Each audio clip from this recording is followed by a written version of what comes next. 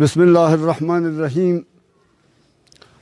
چې د هر مسلمان روز چې صحیح عمل کوونکی په حدیث او په قرآن شي، چې د هر مسلمان روز خوش اخلاق او خوږ زبان شي، د مسجد او مدرسې او د علم چې قدردان شي، شنه جنډه د کلمې ده چې د دې لاندې روان شي، ته به هله سم سړی شي، ته به هله مسلمان شي، او که په ګډو وډو سر هم بیا به روغ رمټ انسان شي. بل نظام پسې که لاړې نو په سرو سترګو به جاړې، د قیامت په سخته ورځ یې شرمېدلی به ولاړې، بیا په دغه خوله به څنګه بخانه د خدای نه غواړي. مختصر غونته کې ژوند دی، مختصره زندګي ده، تا په دې کې هم شروع کړې د بندیانو بندګي ده. هېڅ عزت په دې کې نشته، سراسر شرمندګي ده. چې مضبوط په عقیده شي، کلک مضبوط په خپل ایمان شي، ته به هله سم سړی شي، ته به هله مسلمان شي. که په غرونو باندې سر هم بیا به روغ رمټ انسان شي. د ستالن او د لیلن او د اډمیکالي په ایمان یې د غیرت نه داس بردارې چې په کور کې غږیګانې تاسو نظم په لاره ټونګټته مسلمان د اسلام نه علاوه چې د بل هر نظام صفت کې د انګریز د پرکټونه چې تعلیم او تربیت کې د الله پاک د باغیانو سره چې مینه محبت کې ستا مضبوط کتاب قرآن دی چې د دغه ترجمان شي، ته به هله سم سړی شي، ته به هله مسلمان شي. که په ګډو وډو سر هم بیا به روغ رمټ انسان شي. او د سرو شونډو تورو سترګو د جانان فلسفې پرېږده، پښتانه پاکستانیان دي، د افغان فلسفې پرېږده، د اټک او د خټک او صمد خان فلسفې پرېږده، د شرابو ډک جامونو غنی خان فلسفې پرېږده، که عرب دي که عجم دي، د یو بل نه محترم دي. پنجابیان د پښتنو نه چې په څه خبره کم دي، تور او سپین او غریب مالدار د خدای یو شی بنیادم دي. چې ښه سوچ د ځان څه وکړي او ښه پوه په دې بیان شي، ته به هله سم سړی شي، ته به هله مسلمان شي. که په ګډو وډو سر هم بیا به روغ رمټ انسان شي. خانان ډېر دي په وطن کې، خو ما منلی داسې خان دی چې مشهوري سخاوت دی، مشهوري درستخان دی. کم شاعر چې اسلامي دی زما خوښ دی، ما ته ګران دی. کم شاعر چې قام پرست دی په کږه لاره روان دی. زه دا نه وایم شاعره، دغه حکم د قرآن دی. د ظالم صفت چې نه کوي نیکو خلکو ته به ګران شي، ته به هله سم سړی شي، ته به هله مسلمان شي. که په ګډو وډو سر هم بیا به روغ رمټ انسان شي.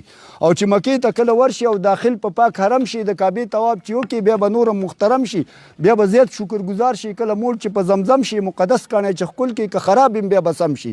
بیا به ځې ښایسته روضې ته، مدینې منورې ته، د بې شمېره اصحابو ښایسته ښکلې مقبرې ته.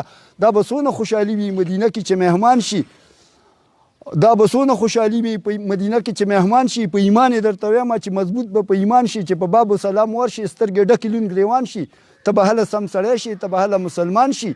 که په ګډو وډو سر هم بیا به روغ رمټ انسان شي. که تک سپین دی او که تور دی، که افسر دی او که کلاسپور دی، پنجابي او پښتون څه چې زما هر مسلمان رور دی، ما زده کړی دا سبق خپله غېږه کې د مور دی. دل او سوات او بنیر پرېږده، زما ټول پاکستان کور دی. چې بنده د یو الله شي او معین په بیت الله شي، په قانون باندې روان د محمد رسول الله شي، نو په معیار باندې پوره به د مجبور علیشان شي. ته به هله سم سړی شي، ته به هله مسلمان شي، او بیا به نه لیونی کېږي، بیا به روغ رمټ انسان شي. ښکاره کړی مې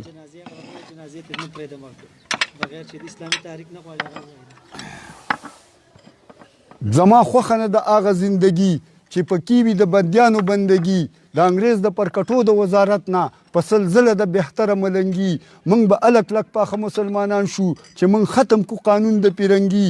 طاغوتي نظام چې دلته کې څوک غواړي، دغه دي د انګریزانو بچنګي. د نظام مصطفی نه علاوه په بل هر نظام کې شته شرمندګي. راولمه به نظام مصطفی که تادي را باندې ونه کړه مرګي. پاک نظام د پاکستان په پاکه خوره، زما دغه یو ارمان دی په زړګي.